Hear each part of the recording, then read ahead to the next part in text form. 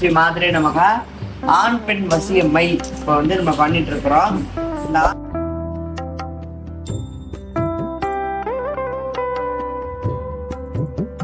இப்போ வந்து அஷ்டகந்தங்கள் சேர்த்து நம்ம அரைக்கிறதுக்கு மை தயார் பண்ணிட்டு இருக்கிறோம். அந்த வகையில முதல்ல பச்சை கற்பூரம், அதுக்கப்புறம் பார்த்தீங்கன்னா இது கோரோதனை, ஒரிஜினல் கோரோதனை போடுறோம். மான் கஸ்தூரின்னு சொல்றாங்க இல்லையா, அது மான் கஸ்தூரி.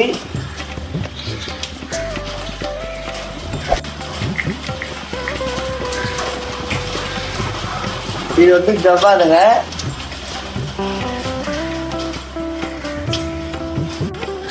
புணுகு வந்து போடுறோம். கண்டிப்பா மைக்கு வந்து புணுகு வந்து அவசியம், அதனால புணுகு வந்து சேர்க்கிறோம். இது வந்து அஷ்டகந்தம் அப்படின்னு சொல்லக்கூடிய முக்கியமான பொருள். இது வந்து அரக்கஜா, நல்லா பார்த்துக்கங்க. அரக்கஜா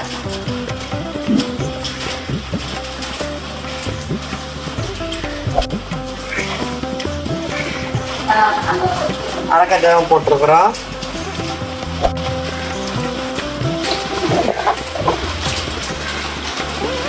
எல்லாம் சேர்ந்து அரைக்க ஆரம்பிச்சாச்சு.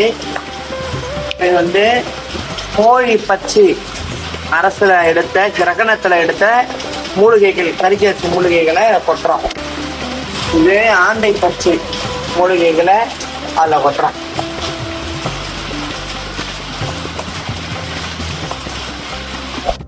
எப்பேற்பட்ட மையா இருந்தாலும் அதுல வந்து ஐங்கோளம் தைலம் இருந்தால்தான் அந்த மை வேலை செய்யும். இன்னைக்கு ஐங்கோள தைலம் என்னன்னே பல மாந்திரிகளுக்கு தெரியாது. நம்ம கிட்ட வந்து ஐங்கோள தைலம் இருக்குது. அந்த ஐங்கோள தைலம் குரு மருந்து மாதிரி அதுக்கு சேர்க்கணும். அது வந்து 2-3 துடிதான் சேர்க்கணும், அதுக்கு மேல சேர்க்கக்கூடாது. ஆண் வசிய மைக்கு வந்து சந்தனத்தை அதை வந்து ஊற்றுவாங்க.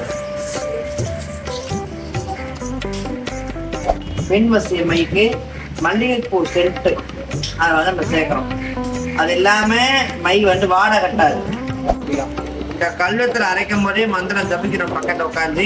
இது மட்டும் கிடையாது, இது மை தயாரானதுக்கு அப்புறம் நம்ம வந்து பூஜை பண்ணி அதுக்கப்புறம் தான் எல்லாருக்கும் நம்ம கொடுக்க முடியும். பார்த்துக்கோங்க, மக்களாகிய உங்களுக்கு பார்வைக்கு காட்டணும் மை எப்படி தயாராகுது அப்படின்றதுக்காக தான் நாங்கள் வந்து மிஷின் மூலியமா தான் வந்து நாங்கள் மை வந்து தயாரிச்சுட்டு இருக்கிறோம். ஏன்னா நிறைய நாடுகளுக்கு நம்முடைய மை வந்து எக்ஸ்போர்ட் ஆகிட்டு இருக்குது. நிறைய பாருங்க, அந்த காட்சி உங்களுக்காக தான். நன்றி, வணக்கம்.